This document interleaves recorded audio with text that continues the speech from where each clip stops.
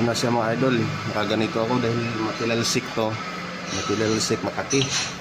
Yung grinder, dinagyan ko ng hawa ko. Ganun kasi mainit ito.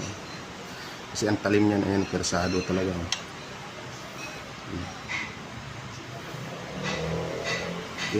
Kapal nito, kaya maganda yung sapul na sapul mo. Ang hawak para walang